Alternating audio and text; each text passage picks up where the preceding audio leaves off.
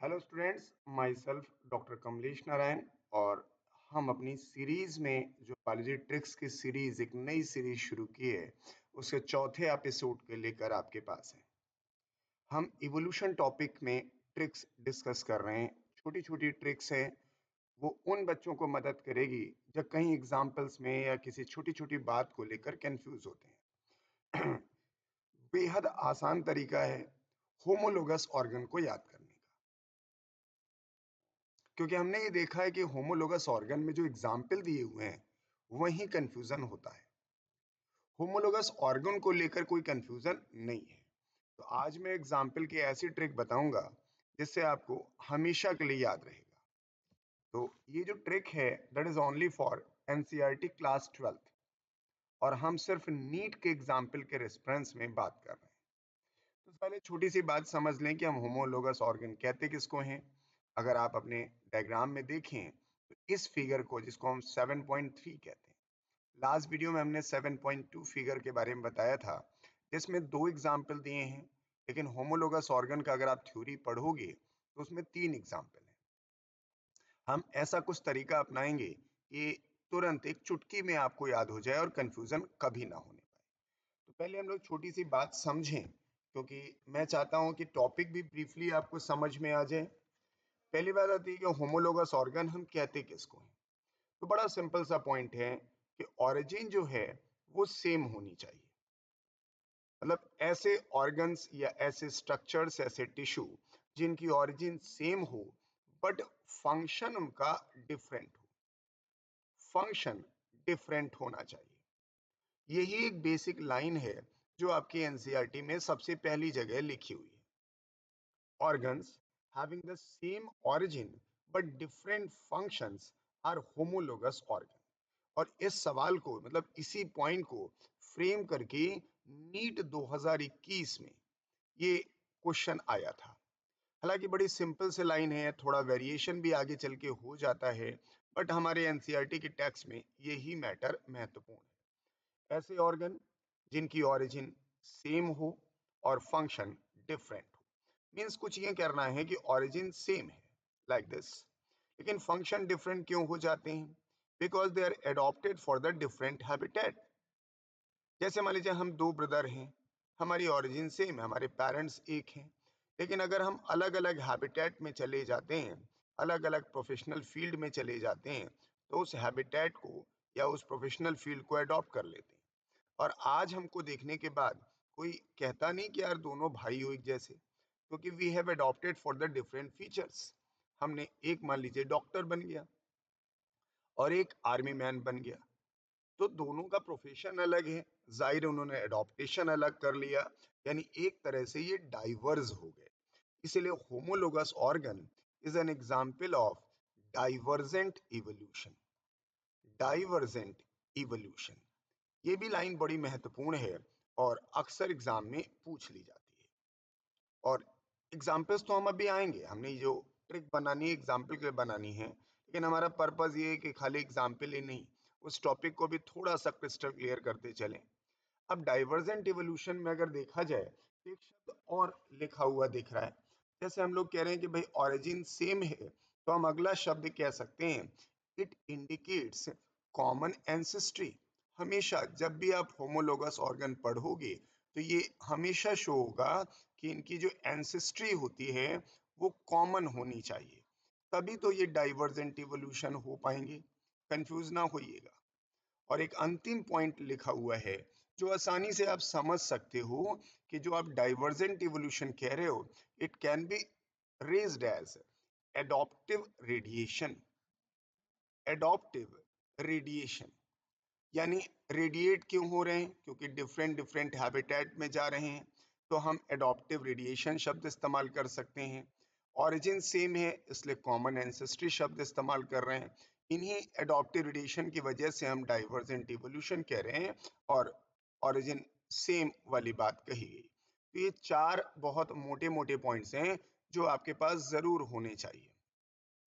जैसे हमने बोला इनकी ऑरिजिन जो है वो सेम होनी चाहिए, फंक्शन डिफरेंट होना चाहिए।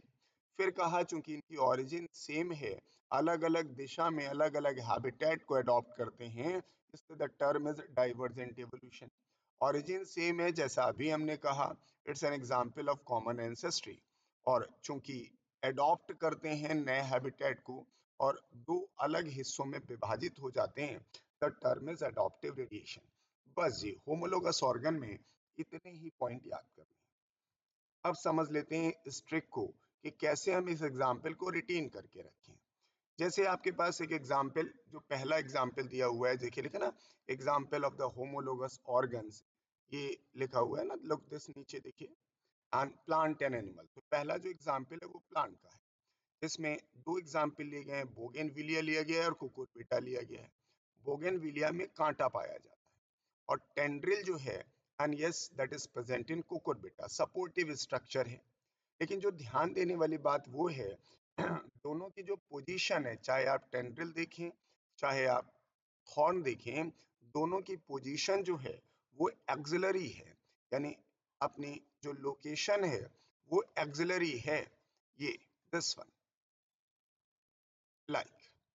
तो इसलिए ओरिजिन दोनों की सेम हो गई, लेकिन फंक्शन देखें दोनों का डिफरेंट, एक कांटे जैसा हो गया और ये आपके पास टेंड्रिल जैसा हो गया। जो दूसरा एग्जाम्पल लिया है वो एनिमल का लिया हुआ है, यस, जिसमें चार हमने एग्जाम्पल लिए हैं, मतलब एक साथ कलर करने के लिए। एक हम लोग ने लिया है मैन, हमने क्या लिया है, एनसीईआरटी ने लिया है मैन, चीता, व्हेल और बैट। इनमें फोर लिम्ब की सिचुएशन दिखाई गई है कि जैसे मैन की फोर लिम्ब से आप अवेयर हो गए, ह्यूमरस होती है, रेडियस अल्ला होती है, कार्पल्स है, मेटाकार्पल, फेलेंजेस, सब में देखिए कि जैसा है। हाँ, थोड़ी एनाटॉमिकल स्ट्रक्चर बदल गए, that is only because of adaptation. जैसे बैट को फ्लाई करना था, इसलिए उसने अपने अडॉप्टेशन ऐसे किए। व्हेल को स्विम करना है तो उसने अडॉप्टेशन ऐसे किए। चीता को रनिंग करना तो उनके अडॉप्टेशन ऐसे हैं। और मैन में ग्रेस्पिंग करना तो उनके अडॉप्टेशन ऐसे हैं। तो ये दो एग्जाम्पल जो फोटोग्राफ में बना के दिए गए हैं, मैंने एग्जाम्पल को ऐसे यहाँ क्लब करके लिख दिया, दो नहीं बल्कि तीन एग्जाम्पल है।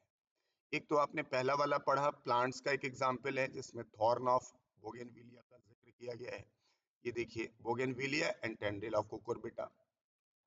दूसरा एग्जाम्पल जो लिया गया है वो मैमल का लिया गया है, four limb of the man, और चीता, व्हेल, बैट। और तीसरा एग्जाम्पल ब्रेन एंड हार्ट का दिया है। अब यही हम समझने की कोशिश करेंगे और ऐसा कुछ करेंगे कि लाइफ लॉन्ग याद रहे। दो फायदे होंगे याद करने के, एग्जाम में आपको जल्दी से याद आ जाएगा और भूलेगा भी नहीं। चलिए बात करते हैं। जैसे हमने ये बात कही है होमोलोगस ऑर्गन के लिए, तो यही बात हम यहाँ देखेंगे, दैट इज हॉर्न को हम कहते हैं कांटा। तो जो बीजी है हमारी, दिस वन, बीजी, बीजी अक्सर हम लोग दीदी को कहते हैं, जो हमारी बड़ी दी होती हैं उनको हम बीजी कहते हैं, हो सकता है आप भी कहते हो, दैट इज बीजी। बीजी जो है वो कांटा लेकर आए, यानी कांटा लगा है बीजी को, दैट इज थॉर्न का मतलब कांटा। तो ये शब्द हुआ कि बीजी को कांटा लगा। कांटा लगा किसको? बीजी को, बीजी को। तो ये शब्द हुआ बीजी फॉर बोगेनविलिया, कांटा मतलब थॉर्न। अब कांटा लगने से क्या हुआ, जो कुक्कू है, कुक्कू हम लोग छोटे बच्चे को कहते हैं कुक्कू, पंजाबी में अक्सर बहुत इस्तेमाल करते हैं कुक्कू। अब जब बीजी को कांटा लगा तो कुक्कू को बहुत बुरा लगा और कुक्कू हो गई टेढ़ी, क्योंकि कांटा उसको लगा लेकिन बच्चे तो बहुत प्यार करते हैं। टेढ़ी हो गई कुक्कू, हो गई कुक्कू जी। अब इससे क्या फायदा होगा ये जानिए, कंफ्यूजन, क्योंकि बच्चे ये तो याद कर लेते हैं कि बोगेनविलिया और कुकुरबिटा है, लेकिन हमारे कई सारे बच्चे ऐसे मिलते हैं, वो कहते हैं सर हम कंफ्यूज हो जाते हैं कि कुकुरबिटा का थॉर्न था या बोगेनविलिया का टेंड्रिल था। तो इसके लिए आपके यहाँ पर मदद मिलेगी कि जो कांटा किसको लगा, बीजी को लगा। तो कांटा मतलब बोगेनविलिया जो है वो कांटा, और टेढ़ा कौन हुआ? टेढ़ा हुआ कुक्कू। तो टेढ़ा है टेंड्रिल को इंडिकेट करता हुआ, और कांटा तो आप समझ में आ रहा है। अब अपने पहले एग्जाम्पल को देखें जो हम लोगों ने पहले यहाँ फ्रेम किया था। आपने कहा कांटा किसको लगा, तो कांटा लगा बीजी को, दीदी को लगा। और टेढ़ा कौन हो गया? टेढ़ा हो गया कुकुरबिटा। तो ये प्लांट वाला एग्जाम्पल है कि कांटा लगा बीजी को और टेढ़ी हो गई कुक्कू। अब जब कुक्कू टेढ़ी हो गई, बच्ची है छोटी सी, डर गई होगी कि हमारी बीजी को कांटा लग गया, तो उसने देखिए क्या कहा, वो भी जानिए। जब वो टेढ़ी हो गई तो फिर उसने क्या कहा, क्योंकि वो फिर कुछ बोलेगी ना भाई, जब उसको बुरा लगा होगा। तो उसी की बात कर रहे हैं, दैट इज मुंह से, मुंह से वो बोली। जब उसको बुरा लगा तो वो मुंह से बोली। अब मुंह से क्या बोली, उसने कहा होगा भाई अच्छा नहीं लगेगा तो आप क्या कहोगे, कहोगे वेरी बैड। तो उसने कहा कि भाई ये अच्छी बात नहीं है, वेरी बैड। किसको कहा, उसने देखा कुक्कू ने कि जो हैरी था उसी की वजह से, उसी की गलती से बीजी को कांटा लगा। तो अब बात समझ में आ गई होगी कि हम कहना क्या चाहते हैं। यस, मुंह की बात करें दैट इज मैन, माउथ। से की बात करें एंड टॉकिंग अबाउट द चीता। वो की बात करें and talking about the whale. And yes, बोली का मतलब बैट। कोई और एग्जाम्पल हमने नहीं फिट किया है, सिर्फ वही एग्जाम्पल फिट कर रहे हैं जो आपके एनसीईआरटी में है, और वही एक साथ वन स्लॉट में, वन हिट में याद होना चाहिए, क्योंकि कोई वेरिएशन नहीं करते हैं। तो ये है आपके पास मैन, ये हो गया चीता, ये हो गया व्हेल, और ये हो गया बैट। तो कांटा लगा बीजी को, टेढ़ी हो गई कुक्कू। फिर वो मुंह से बोली। भाई वो मुंह से आगे बोली तो क्या बोली, ये भी तो देखें। वो बोली वेरी बैड। वेरी का मतलब vertebrate, bad brain, and Harry that is heart. तो वेरी बैड हैरी। बस इसके अलावा और कोई एग्जाम्पल आपकी टेक्स्ट बुक में नहीं दिया है, तो प्लीज कीप इट रिमेंबर। हमने बोला कांटा लगा बीजी को, टेढ़ी हो गई कुक्कू, मुंह से वो बोली वेरी बैड हैरी। बस इतने में ही आपके पास, यहाँ डायग्राम में देखिएगा, कंफ्यूजन नहीं होना चाहिए। इवन मैंने सीक्वेंस तक नहीं बदला है, because the diagram is a very important. Man, चीता, व्हेल एंड बैट। और स्थिति ये है कि कई बार क्या करते हैं, वो इस ऊपर वाला जो लिखा हुआ है ना, जहाँ मैन वगैरह लिखा आपको दिख रहा है, ये वो लिखते ही नहीं, सिर्फ ये वाला फिगर जो नीचे वाला फिगर है इसे बना के दे देते हैं और कहते हैं पहचानो। तो इसलिए मैंने बोला मुंह से वो बोली। आप डायग्राम में, एनसीईआरटी में कोई हेरा फेरी मत करिएगा, जो जैसे लिखा है वैसे ही जाएगा, इसके अलावा कुछ भी नहीं होगा। तो बात हमारी पूरी हो रही है। आप जाने कांटा लगा बीजी को, टेढ़ी हो गई कुक्कू, और मुंह से वो बोली that is very bad Harry. सच्ची बात है, आप अपनी गलतियों से दूसरों को नुकसान ना पहुंचाए। तो यस, पूरा हमारा होमोलोगस ऑर्गन पूरा हो रहा है। एक बार रिपीट कर देते हैं। होमोलोगस ऑर्गन उन्हें कहते हैं जिनकी ओरिजिन सेम होती है बट फंक्शन डिफरेंट होता है।